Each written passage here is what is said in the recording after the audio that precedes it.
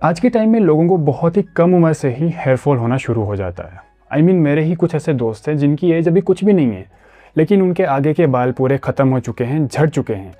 और ट्रस्ट में, जब बंदा खुद को इस स्टेज पे देखता है ना, खुद का चेहरा देखता है, खुद के बाल झड़ते हुए देखता है, नो मैटर वो बंदा कितना भी कॉन्फिडेंट क्यों ना हो, वो अंदर ही अंदर डिस्ट्रॉय हो जाता है, उसका सारा कॉन्फिडेंस ख़त्म हो जाता है। एंड आई एम श्योर कि आप में से ऐसे बहुत सारे लोग हैं जो कि अभी इस स्टेज से गुजर भी रहे होंगे। बट डोंट वरी गाइस, मैं यहाँ पे हूँ। जितना मुझसे हो सकेगा मैं आपकी हेल्प करूँगा। सिर्फ रेलेवेंट चीज़ें बताऊँगा, वो एडवाइसेस आपको मैं दूंगा जो वाकई में आपकी हेल्प करेंगी। कुछ फालतू की चीज़ें आपके साथ नहीं शेयर करूँगा, आपका टाइम वेस्ट नहीं करूँगा। तो सबसे पहले ना आपको ये फिगर आउट करना पड़ेगा कि आपका जो हेयर फॉल हो रहा है वो नॉर्मल हेयर फॉल है या फिर गंजेपन वाला हेयर फॉल है, क्योंकि दोनों डिफरेंट चीज़ें हैं। हर इंसान के डेली ऑन एन एवरेज 100 से 150 के बीच में बाल तो झड़ते ही हैं। It's completely normal. लाइक अगर आपके भी मेरी तरह लंबे बाल हैं या फिर मीडियम बाल भी हैं, तो दिन भर में आपके बाल एक दूसरे से रगड़ खाते हैं, फ्रिक्शन की वजह से आपके बाल टूटते हैं। जब भी आप बेड पे सोने जाते हो, आप पिलो पे पलटी मारते हो, तब भी आपके बाल टूटते हैं। दिक्कत पता है कब होती है? जब आप सुबह उठते हो, आपको पिलो पे बहुत सारे बाल नज़र आते हैं। जब भी आप हेयर वॉश करते हो, आपको हाथ में बहुत सारे बाल आ जाते हैं। या फिर जब भी आप रूम की सफाई करते हो, तब आपको बहुत ही सारे बालों के गुच्छे नज़र आते हैं। तब आप चीज़ों को ओवरथिंक करना स्टार्ट करते हो कि नहीं यार, मेरे तो बाल सही में झड़ रहे हैं यार, मैं तो गंजा हो जाऊंगा। बाल अगर आपने लंबे रखे हुए हैं या फिर मीडियम लेंथ के भी बाल हैं, तो ऑब्वियसली जब वो टूट के गिरेंगे तो आपको ज़्यादा नज़र आएंगे।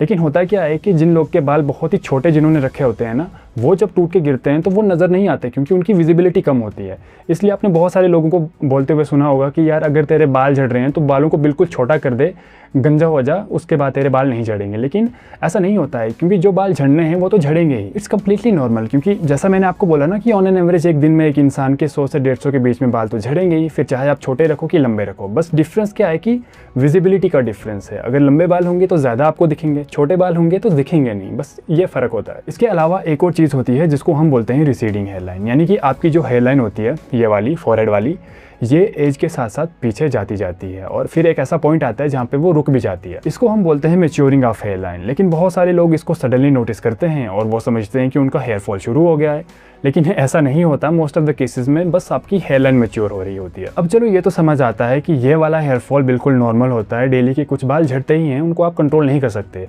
और जब वो बाल झड़ते हैं तो ऑब्वियसली उनकी जगह पे नए बाल भी आ जाते हैं। दिक्कत पता है कब होती है? जब आपका हेयर फॉल तो हो रहा है, आपके बाल झड़ रहे हैं, लेकिन उन बाल की जगह पे, उनकी जड़ों की जगह पे नए बाल नहीं आ रहे।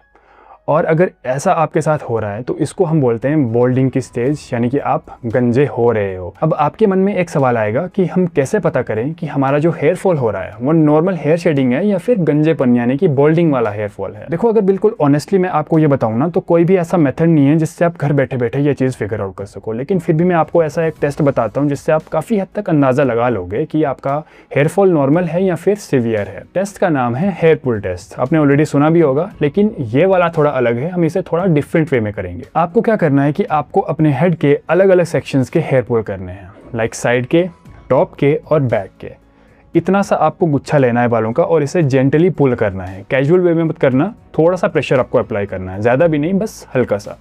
और ऐसा आपको करना है 1, 2, 3, 4 बार, ठीक है। और हर बार जब आप पुल करोगे आपको देखना भी है कि कितने बाल हाथ में आए। अगर 3 से 4 बार पुल करने के बाद भी आपके हाथ में एक भी बाल नहीं आ रहा या फिर 2-3 बाल ही आ रहे हैं, तो ये एक बहुत अच्छा साइन है, आपके बाल बहुत ज़्यादा हेल्दी हैं। लेकिन अगर हर बार पुल करने के बाद आपके हाथ में 5 या फिर उससे ज़्यादा बाल आ रहे हैं, तो थोड़ी सी दिक्कत की बात है, आपके बाल बहुत ज़्यादा वीक हो चुके हैं और ये हेयर लॉस यानी कि बॉल्डिंग का सिम्टम भी हो सकता है। इस टेस्ट को करने के बाद ना आपको बस एक अंदाज़ा मिल सकता है, लेकिन आप इस नतीजे पे नहीं पहुंच सकते कि ये गंजापन ही है। अगर आपको 100% श्योरिटी चाहिए और कलेजे की ठंडक चाहिए, तो मैं आपको रिकमेंड करूंगा कि आप एक अच्छे डर्मेटोलॉजिस्ट के पास जाइए और उससे ये पूछिए कि मेरा जो हेयर लॉस हो रहा है ये नॉर्मल है या फिर गंजेपन वाला है। वो आपको 100% श्योरिटी के साथ बता देगा। क्योंकि घर पे इस चीज़ के बारे में ओवरथिंक करने से तो अच्छा ही है कि आप डॉक्टर के पास जाइए और चीज़ों को अच्छे से सॉर्ट कर दीजिए। वहाँ पे आपको प्रिसाइजली पता चल जाएगा कि आपका हेयर लॉस ही हो रहा है या फिर नॉर्मल हेयर शेडिंग है। और अगर हेयर लॉस हो भी रहा है तो आप किस स्टेज पे हो, क्या फिक्सेबल है या फिर नहीं है, और अगर फिक्सेबल है भी तो किस तरह से फिक्स किया जा सकता है। अगर आपकी बॉल्डिंग ही हो रही है तो मोस्ट प्रोबेबली आपको न्यूट्रिशन फिक्स करने को बोला जाएगा, बिकॉज एक एवरेज इंडियन की डाइट में एसेंशियल न्यूट्रिएंट्स होते ही नहीं है। लाइक विटामिन डी हो गया, आयरन हो गया, जिंक हो गया, प्रोटीन हो गया। हर एक इंसान मैक्सिमम जो भी मैंने देखा है इन सारी न्यूट्रिएंट्स में डेफिशिएंट होता ही है। तो ऑब्वियसली आपके बाल हेल्दी कैसे रहेंगे। इसके अलावा आपका जो लाइफस्टाइल है वो भी बहुत ज़्यादा इंपैक्ट डालता है आपकी हेयर हेल्थ के ऊपर, लाइक लैक ऑफ स्लीप या फिर बहुत ज़्यादा स्ट्रेस लेना। खैर, स्ट्रेस तो एक ऐसी चीज़ है जिसको कि आप कंप्लीटली अवॉइड नहीं कर सकते। उन चीज़ों पे फोकस करो जिनको कि आप कंट्रोल कर सकते हो, लाइक आपका न्यूट्रिशन एंड आपकी नींद।